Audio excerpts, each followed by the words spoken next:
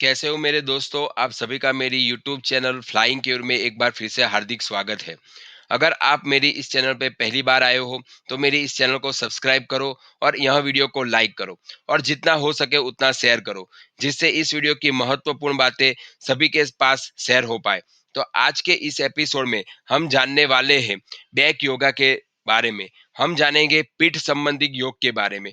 तो यहाँ पीठ संबंधी योग का पहला एपिसोड है, जिसमें हम बात करने वाले हैं कोई एक पर्टिकुलर योग के बारे में, जिससे हमें पीठ संबंधित जो भी परेशानी है उससे हमको राहत मिलेगी। तो चलो शुरू करते हैं पीठ संबंधी योग का पहला एपिसोड। तो आज हम बात करने वाले हैं कपोतासन के बारे में। हम इस एपिसोड में जानेंगे कि कपोतासन करने का फायदा कौन सा है, कौन कौन से आसन हमें कपोतासन करने से पहले करने चाहिए, और हम जानेंगे सही तरीका कपोतासन करने का।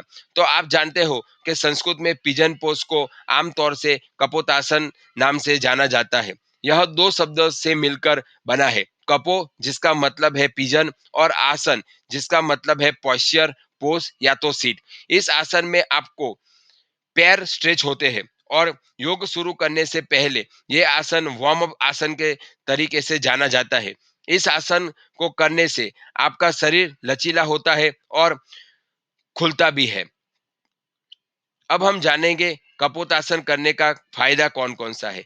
कपोतासन करने से शरीर के निचले हिस्से को स्ट्रेच करने में मदद मिलती है। दूसरा फायदा यह है, इससे पेट के अंगों को मसाज होती है, और इस तरह आपकी पाचन क्रिया में भी बहुत ज्यादा सुधार होता है। तीसरा फायदा है, कपोतासन करने से पीठ की समस्या, खासकर साइटिका से राहत मिलती है।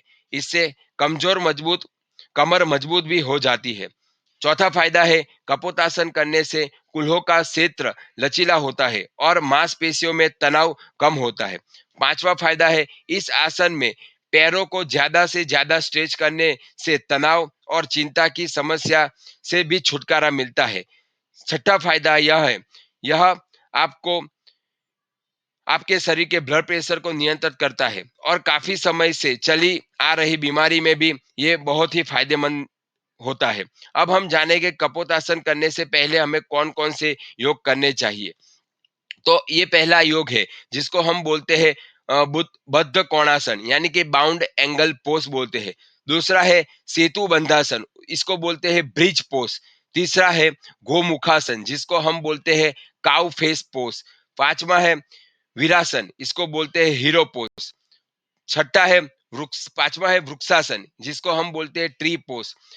तो अब हम बात जानेंगे कपोतासन करने का सही तरीका कौन सा है। मैं आपको बताऊंगा स्टेप बाय स्टेप कैसे कपोतासन किया जा सकता है। सबसे पहले आपको वज्रासन की मुद्रा में बैठ जाना है। दूसरा, फिर घुटने के बल शरीर को उठाए।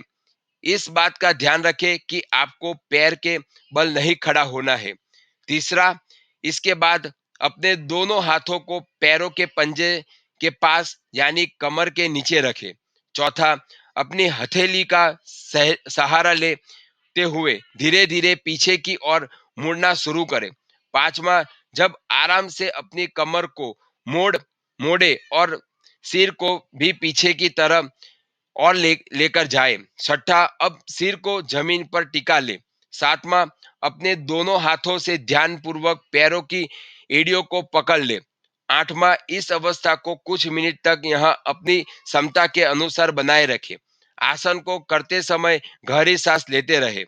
नौवां, धीरे धीरे हाथों का सहारा लेते हुए शरीर को ऊपरी तरफ तरफ उठाए और वापस वज्रासन में बैठ जाए। तो आज के इस एपिसोड में हमने जाना कपोतासन के बारे में। अगर आपको ये वीडियो पसंद आया तो इस वीडियो को लाइक करो, मेरी चैनल को सब्सक्राइब करो और बेल आइकन को क्लिक करो, जिससे आपको योग रिलेटेड वीडियो की माहिती मिलती रहे। धन्यवाद।